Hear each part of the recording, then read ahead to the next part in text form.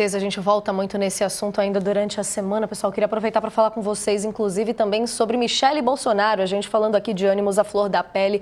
A gente acompanhou no noticiário hoje também o presidente do PL, o partido do ex-presidente Jair Bolsonaro, o presidente Valdemar Costa Filho, convocando uma reunião depois de uma fala que a gente acompanhou no fim de semana da ex-primeira-dama Michele Bolsonaro em um evento no Ceará. Gerou um grande mal-estar político a declaração de Michele criticando uma aliança com Ciro Gomes, do PSDB, no evento em que foi lançada a pré-candidatura do senador Eduardo Girão, do Novo, ao governo do estado. O maior problema que está sendo discutido pelos dois lados é que esse apoio a Ciro foi costurado exatamente por Jair Bolsonaro. Agora a gente vê esse momento da convocação de uma reunião para debater a questão. Michele Sakamoto, queria te ouvir aqui então sobre como que estão as aspirações, interesses, movimentações de Michele frente aos interesses do partido, do Centrão, todo o grupo para 2026, Saca? Com o Jair preso, né, a Michele está disputando com os filhos dele, né, não só o legado, mas o sentido do sobrenome Bolsonaro neste exato momento.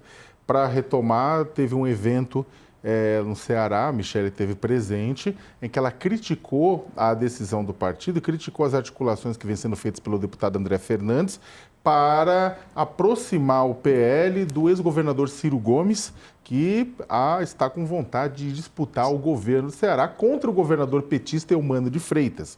Essa aproximação pragmática, o objetivo, é claro, é enfraquecer o PT no Ceará, enfraquecer os votos que iriam também para Lula, né? E aí Ciro Gomes, que já foi uma pessoa muito crítica a Jair Bolsonaro, se aproxima do bolsonarismo nesse sentido para essa aliança. E a Michele criticou, né? Ela estava no evento, inclusive, da pré-candidatura do senador Eduardo Girão, na qual ela é mais próxima. Ela criticou essa aproximação, essa articulação que vem sendo feita pelo André Fernandes. Só que o que acontece é que aí, logo na sequência, os filhos de Bolsonaro, Flávio, Eduardo e Carlos, vieram a público e falaram: olha, tem um problema. Michele, nessa crítica, ela foi autoritária, houve crítica, uma palavra pesada, né?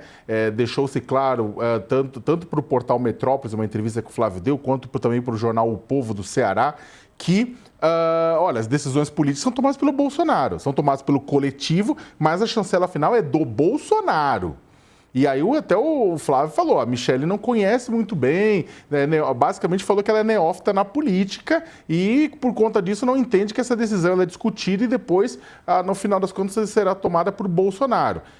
Eduardo Bolsonaro e Carlos Bolsonaro chancelaram a posição do irmão, o que lembra, né, que há alguns dias o Flávio se coloca como porta-voz da família do clã, e aí os dois nas redes sociais chancelam a posição do irmão. O próprio Eduardo falou: olha, eu não estou nem discutindo a questão ou não, se é bom o acordo ou não, mas foi meu pai que fez, então que se cumpra. E o Carlos foi na mesma linha e agora estão tentando, na verdade, botar panos quentes nessa história inteira. A questão, né, é que é o seguinte, e acho que o pessoal entender, a Michele Bolsonaro é presidenciável, o Flávio Bolsonaro é presidenciável, né? E há uma coisa, quem é que vai levar o sobrenome Bolsonaro, que é um sobrenome, inclusive, que o Centrão tem torcido bastante o nariz. Eles querem o apoio, mas eles não querem na chapa.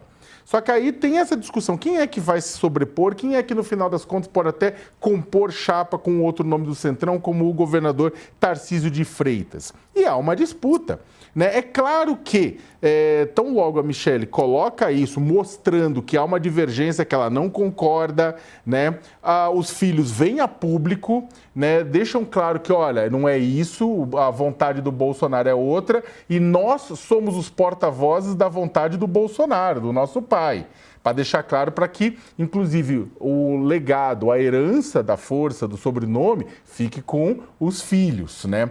A questão é que falta combinar um pouco com os russos, porque a Michele é um nome forte dentre o ultraconservadorismo religioso, que é parte integrante do bolsonarismo raiz, né? E ela sim, ela tem influência, ela atinge esse público, um público evangélico, né? Ela tem uma facilidade de atingir um público onde há, inclusive, uma certa crítica à figura dos 3 filhos do ex-presidente. Então, o ponto, na verdade, no final das contas, é que esse cálculo político, né, ele vai, na verdade, gerar outros estranhamentos, não tenha dúvida nenhuma, até o ano que vem, até que seja definido, inclusive, como é que vai se dar a corrida presidencial. Michele vai ser vice, Flávio vai ser vice, ou alguns dois será cabeça de chapa, Michele sai para Senado ou não sai. O fato é que mal Bolsonaro esquentou a carceragem da Polícia Federal no Distrito Federal e, dentro da sua própria família, já há um arranca-rabo em busca da sucessão do seu poder.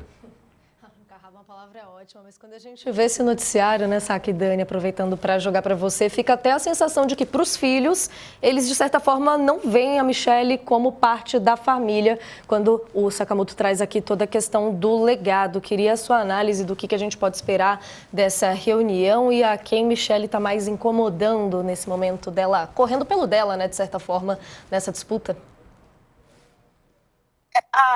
Eu não sei não queria nem entrar no mérito um pouco de qual é o papel. A família tem atritos públicos, né? O próprio Bolsonaro falou disso ao longo de seu mandato, né? Sobre como, em alguns momentos, o filho Carlos ali acabava por não falar com ele. Depois a gente viu os áudios do Eduardo Bolsonaro também num tom muito pesado para cima do pai, né? Com palavrões, etc.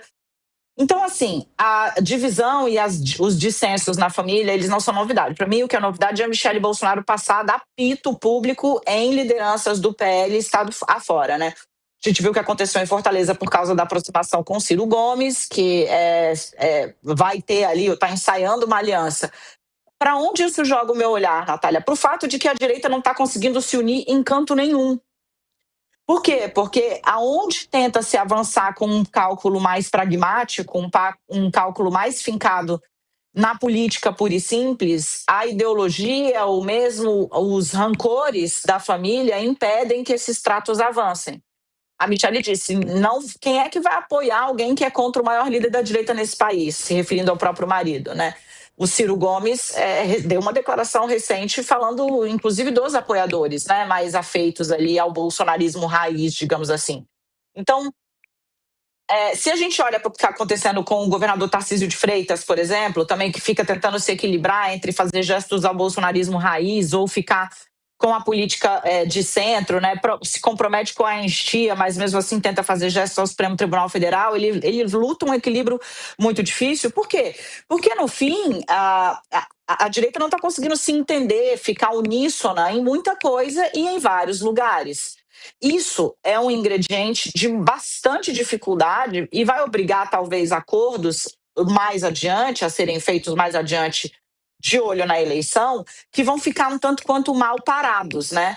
E acordos mal parados são como um convite à traição. E aí, para ficar num exemplo recente, eu vou falar um pouco da eleição em São Paulo, né? Aí para a Prefeitura de São Paulo, onde o Ricardo Nunes teve o apoio formal do PL, mas Bolsonaro teve pouco ou nenhum empenho na sua campanha porque achava e viu os eleitores migrarem para Pablo Marçal. Quem segurou a bucha ali mesmo foi Tarcísio de Freitas, que então pegou Ricardo Nunes pela mão e falou, vamos junto, vamos junto, vamos junto, vamos junto. E no fim, acabou o prefeito reeleito, né, e indo para um segundo turno contra o Guilherme Boulos por uma diferença de 50 mil votos entre Boulos e Marçal. Mas esse comportamento, digamos, de acordos que saem a fórceps, com pouco empenho ou amor ideológico por parte da família, geralmente dão nisso que a gente viu acontecer na disputa pela Prefeitura de São Paulo. Então, isso só amplia a instabilidade na qual vai ter de operar o nome que foi escolhido por fim e ao cabo, para representar a direita na corrida eleitoral. Será Flávio Bolsonaro?